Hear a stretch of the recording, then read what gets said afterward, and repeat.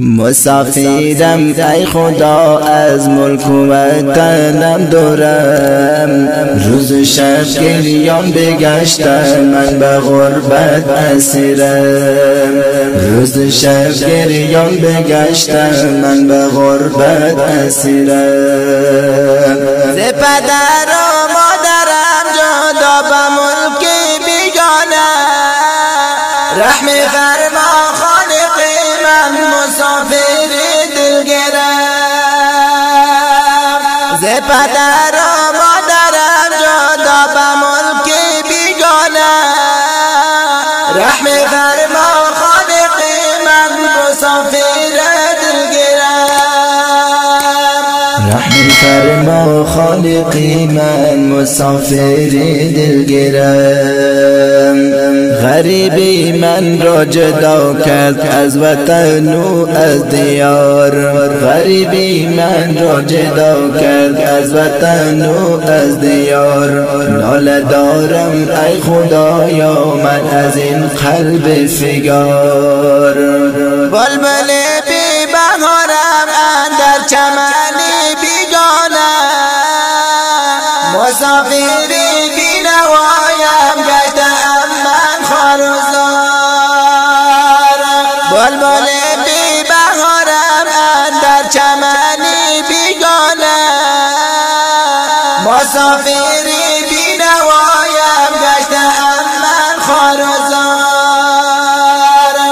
مسافری بی نوایم گشتم من خارزار. مسافرم ای خدا از ملک و وطنم دورم، روز و شب گریان بگشتم من به غربت اسیرم، روز و شب گریان بگشتم من به غربت اسیرم. ز پدر و مادرم جدا به ملک بیگانه، رحم فرما خالق من مسافر دلگرم.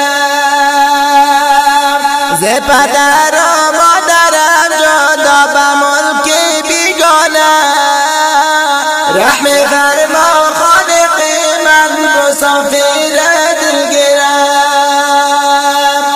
رحم فرما خالقی من مسافر دلگرم.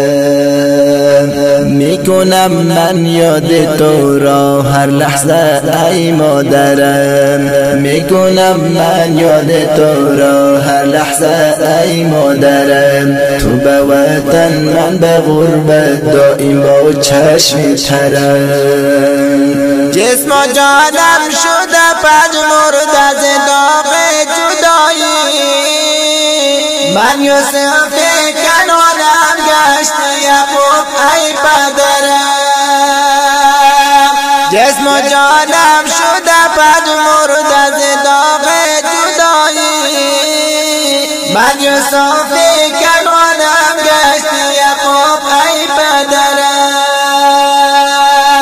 من یوسف کنانم گشت یعقوب ای پدرم. مسافرم ای خدا از ملک و وطنم